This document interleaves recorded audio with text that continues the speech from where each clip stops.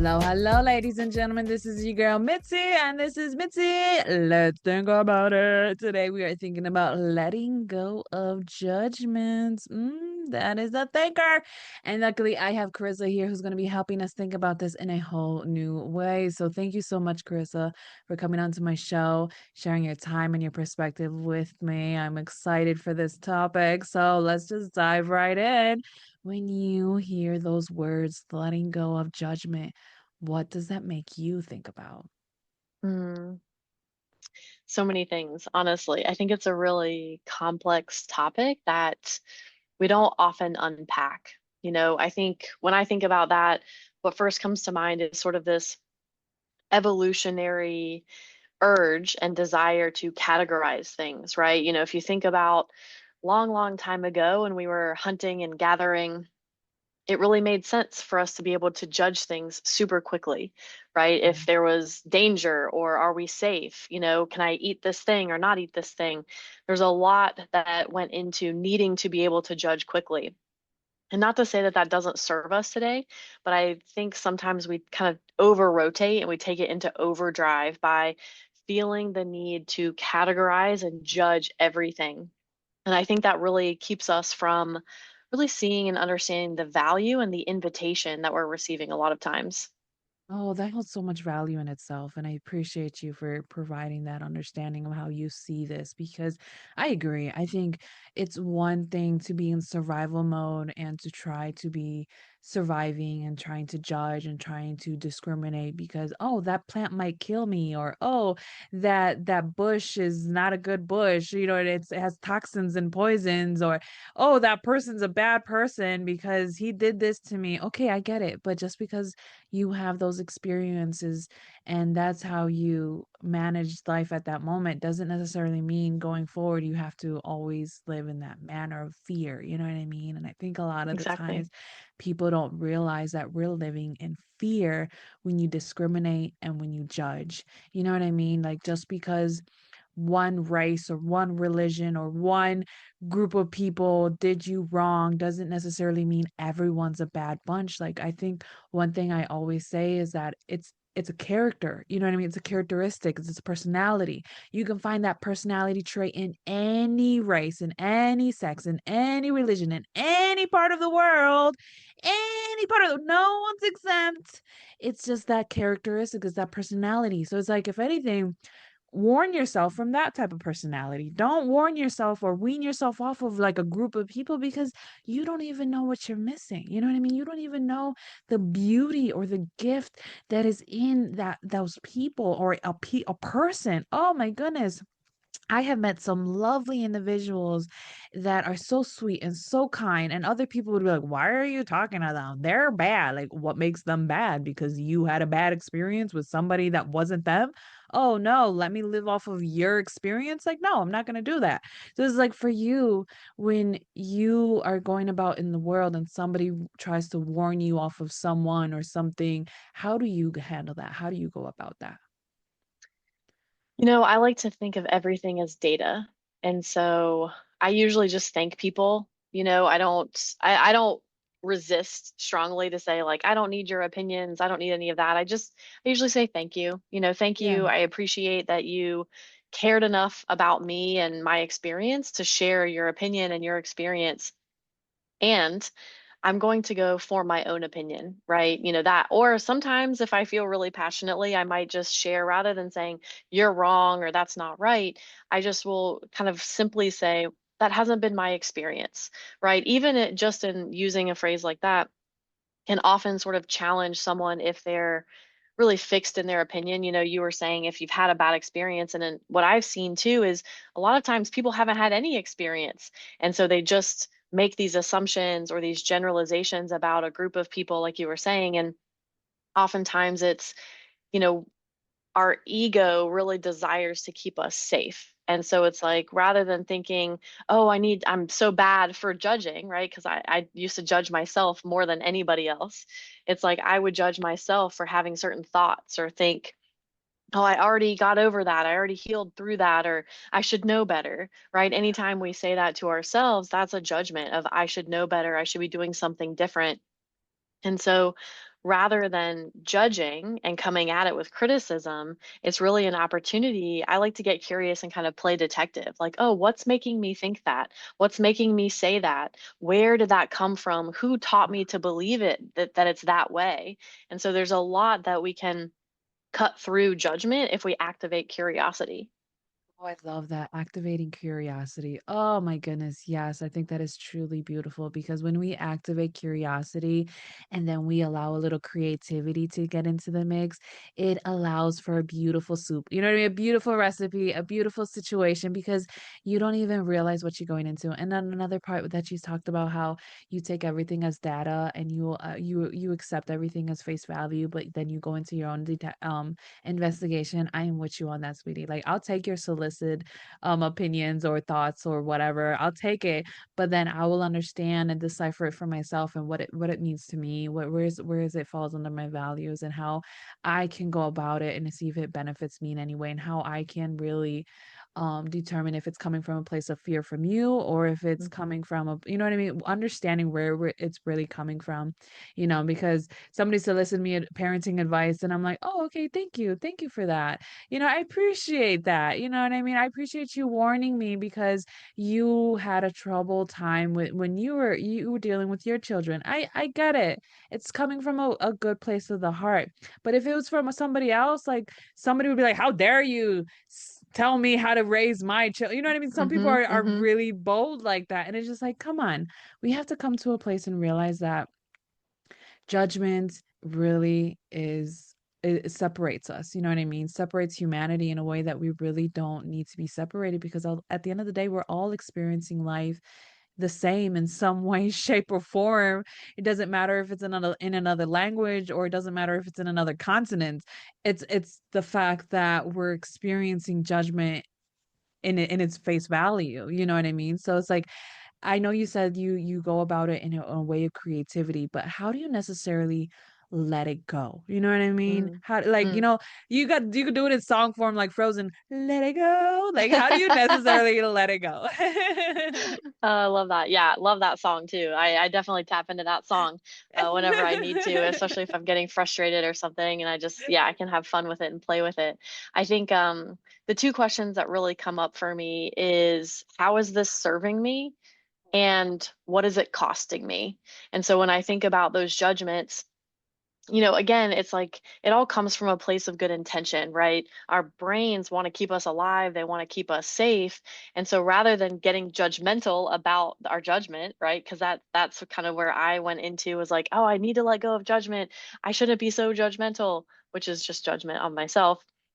And so when I look at, okay, it's well intentioned, but let me see how this is actually showing up. Because, for instance, as a young kid, which is when all of these programs, all of these generalizations are getting conditioned into us, there might have been a time where I needed to be really weary of people who looked a certain way or, people I didn't understand or I didn't know. It might have served me as a kid. But now, as an adult, I have more tools, I have more awareness, I have more resources and capability in myself. And so, if I can activate those two questions to say, how is this still serving me? And then the challenge question of what is it costing me, right? You spoke about survival mode, and so many of us are living in chronic dysregulation, chronic stress because we feel and we perceive that we're in constant survival mode. And so, if we're looking for a threat around every corner, our brains are also wired for confirmation bias. So, if we think we're going to find a threat around every corner, guess what? We're going to find a threat around every corner because our brains want to make us right. And so when we think about what is this costing me, it might be costing us relationships. If we're constantly judging, if we're constantly accusing, then it might be pushing people away. If we're constantly judging ourselves, it might be costing us peace of mind. It might be costing us the confidence to go out and speak our truth, to own our power. It might be costing us in a lot of other ways as well. And so to really challenge myself to say, what is it costing me to continue holding on to this narrative or to this judgment? And then I can say, okay, is that how I want to show up? Is that how I want to keep moving through the world? And oftentimes it's not. So I then get curious about how can I let this go and move on to a different belief. Oh, absolutely, and I love that. I do because we don't realize how much we're judging ourselves We really don't, because we excuse it for other things, you know what I mean? And it's like we really need to realize like we are our worst critics, our worst enemy. Like we could be our best friends, but we can also be our worst enemy sometimes. And we don't really realize when we're sabotaging ourselves by judging others or judging ourselves. Like, man, if you were to say the things that you said to yourself to somebody else, somebody would slap you. You know what I mean? You'll go to jail. Like, goodness, you don't, you should need to be kinder to yourself. And that's one thing I told somebody is like, self-compassion, having just that compassion allows you to realize that you're tapping into empathy. And when you have empathy, that makes you relatable, that makes you have understanding. And when you have understanding, compassion, and empathy, what happens? You don't go to arrogancy. You don't go to that egotistical mindset, that pride that's like, oh, I need to hold on to this. Oh, this is all I got. Oh, this is what makes me a man. This is what makes me a woman. This is what makes me independent. This is what makes me a hero. Like, you know what I mean? It's like not realistic. Like, let's be honest. We have to learn how to have a softer heart for Hmm. ourselves and for other people. Like when somebody makes a mistake, all right, don't send them to the dungeon, you know what I mean? Don't send them to get scorned or to get branded because you didn't like what happened. Like, no, it's sometimes it's best to just like you said, let go and move on. So it's like for you, when you hear grudges or when you hear that, like what does that make you think about when you hear somebody say, well, I have a grudge and I don't mind holding on grudges? Hmm. At first I think of that quote, right? It's like revenge is like drinking poison and expecting the other person to die, right? And so I think about goes back to what is it costing me? And I love that you brought up the self-judgment because I believe that everyone around me is a mirror. And so if I'm judging someone else for, oh, they're being this sort of way, if I can again activate that curiosity and say, what might this be mirroring in me? That's where I can really go inside. And I believe that the way that we talk to ourselves is how we show up in the world. It's sometimes it can be sneaky because there might be people who hear that and think, no, no, no, I might be hard on myself, but I'm super generous with everyone else. But we're actually not because how we do anything is how we do everything. And so if we're constantly in our own head 24 hours a day, or, depending on how long we're sleeping, if all those hours of the day we're getting critical of ourselves and we're judging ourselves, that's going to show up with how we are in relationship with other people because everything is about relationships. And so when it comes to holding a grudge, the thing that I would love to ask and I would get curious about is where are you holding grudges against yourself? And I've been a coach for 10 years, and I talk to a lot of clients who say, I'm afraid to let go of that judgment because I don't want to become complacent. People think they're going to lose their ambition, they're going to lose their drive, they're going to lose their passion if they start to love themselves and have that self compassion. And that's really just an erroneous belief that's been embedded by that ego framework, that identity that wants to maintain the ability to judge everything. It makes us believe, oh, you'll get lazy, you'll get complacent, all of those things. But the more I let go of judgment, the more expansive I am, the more I trust myself, the more I want to show up in my power and my truth and my authenticity. And so when it comes to holding a grudge, I think of this is kind of an interesting example that just popped into my head, but when you go to, let's say, a doctor, if you had, let's say, a broken leg as a kid or something, and you never sought help, and you learned now to like hobble along on your leg, and it works for you, right? You're able to move, you've adjusted, it's maybe not as painful as it was. But when you finally go to a doctor and say, I really want to fix this leg because I know that it's holding me back from being able to run, to walk long distances, whatever it is, oftentimes they'll have to re-break the leg so that they can now heal it properly. And so when it comes to letting go of judgment, sometimes it can be hard work to really look in that mirror and look at, oh gosh, I've been judging myself for so long. That can feel a little icky, honestly, to really come to that truth. But what we can do is say, okay, but how do I really fix this and heal this so that I can show up better with myself and with every other person in my life and even people I haven't met or don't know? Yeah, exactly. It's about being vulnerable with yourself. You know what I mean? Having that vulnerability. And I know people who are fearful of just being vulnerable with others. And they can't even fathom just being vulnerable with themselves because that means that they have to confront things that they've been hiding. And people don't Yep. realize that trauma, if you don't deal with it, it will eventually come back in another form. And if you still don't deal with it, you don't realize that your memory from repressing it for so long, you will start forgetting things that just happened yesterday, that just Hmm. happened a day ago, because your body, your mind is now accustomed to to forget it. And when you Hmm. forget it, you lose it. You know what I mean? So it's like you are stepping closer into Alzheimer's, you are stepping closer into dementia because you are now accustomed to just not even trying to confront it. You know what I mean? And we don't realize, like, we will store those emotions in our body Yep. one way or another. You know Yep. what I mean? So it's just like people get liver problems or they get heart issues, they get kidney issues, and it's not because of what they're eating. They can be fully fit, fully work out, eat all the right things, say all the right things to the outside, but if you're not saying it on the inside, it will have a toll and you can be rotting inside without even realizing it. You know what I mean? So you bring up Yes. a valid point. Like, we need to really see how we are projecting out our fears onto others, because I read a quote somewhere, it's like there's nobody has haters. You know what I mean? There's no such thing as haters. It's just people who hate themselves and they're just projecting it out on other people. So in Hmm. reality, nobody really does have haters. They just have people who hate themselves and they just want to project it out on you like, oh, man. But in reality, it's like, no, nobody really cares that much about somebody else to that degree. But it's like we need to remember, like, we deserve compassion. Like, if anybody Yes. in the world, if you can't give anybody in the world this type of compassion, at least give it to yourself. You know what I mean?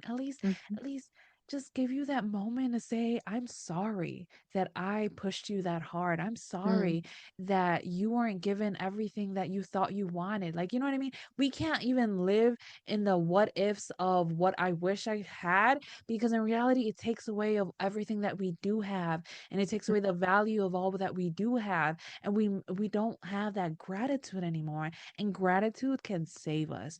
Yes. Gratitude can heal us. Gratitude can shift our perspective. And one thing that I read somewhere in a quote was that time cannot heal all wounds unless you're willing to shift your perspective. Because time, I mean, because we see it all the time. You know what I mean? Someone's 80 years old and still acts like he's 12. You know what I mean? Somebody's Hmm. 50 years old and he's stuck in an immaturity mindset because Hmm. he has not evolved, because he has not allowed his mental state to change. You know what I Hmm. mean? And it's like we need to learn to let go of that judgment, let go of those scenarios we play in our head, let go of those beliefs, because man, they really take a toll in the long run that we don't really realize, you know? Hmm. And it sucks to know that time is catching up to us, Carissa, because I feel like I could keep talking to you for days and hours and on end, because I've Yes. been really enjoying your mindset. Oh my goodness, how I'm enjoying this. But what can be some lasting words that you can leave us off with to keep on thinking? When I think about how our worldview, our thoughts about ourselves are shaped when we are really young, I like to Mhm. use the analogy of an operating system. And I mean, most of us have, smartphones. Let's go with the iPhone as the example. We're constantly upgrading our operating system, we're upgrading our phones. And so the question I would have is why wouldn't we want to upgrade an operating system that was created by a toddler? When we were 3, 4, 5 years old, taking in all this information about the world and from our parents, our caregivers, our authority figures, whatever it is, that's when we wrote these programs for how we're supposed to, quote unquote, operate in the world to be safe and to be successful. But oh my gosh, there's so much potential if we're willing to say, maybe there are some bugs, maybe there are some glitches, maybe it's just time to upgrade to a new operating system that really serves me and how I want to live and operate in the world. I love that. Oh my goodness, how I love that. Oh, goodness, you don't even know how surreal, how real is what you just said. Because if you look at it in that aspect of like, why haven't you updated your programming? You know what I mean? Like, so now I want to use that line. Like, why haven't you updated your program? Why are you still at your 12-year-old self? Why are you still at your 10-year-old self? Why are you still at your 7-year-old self? Just because you learn how to survive at 12 years old doesn't mean that you have to learn how to survive at 30 or at 50. You know what I mean? We don't have Hmm. to have that same operating system because we've learned a lot. We've grown a lot. We understood a lot. We experienced more. So because of that, don't you think it's time for you to update it? Oh my goodness. Doesn't isn't that the truth? Oh my goodness. If anything, if you don't get anything out of that, that's the most thing that you should really think about is when was the last time you updated your operating system? Yep. Because man, a lot of people will realize like, huh, it's been a while. And even when you're angry, I feel like when you're angry, that's when your operating system really, really, really reflects because I can see it all the time. When my husband starts get angry and he gets all in his little moods, like, okay, 16-year-old, you just go ahead and sit Yeah. down. You know what I mean? Because I ain't Yeah. having it. Go ahead and sit down. I'll let you throw your little tantrum, but I'll be right here when you're done. You know what I mean? Like honestly, that's how I feel with my husband sometimes. Like he's stuck when he's mad, he's stuck at 16, and I'm just like it pisses me off, but I still love the man. Oh, how I love that man. But man, does it piss me off. But anyways, truly, truly, thank you so much, Carissa, for this time and your perspective. And ladies and gentlemen, if you enjoyed this conversation, because how could you not? Oh my goodness, how could you not? Go check out Carissa.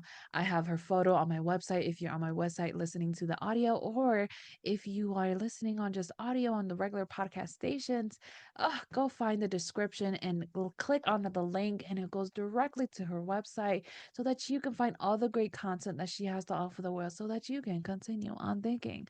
And that's all that we need to do is just continue on thinking, ladies and gentlemen.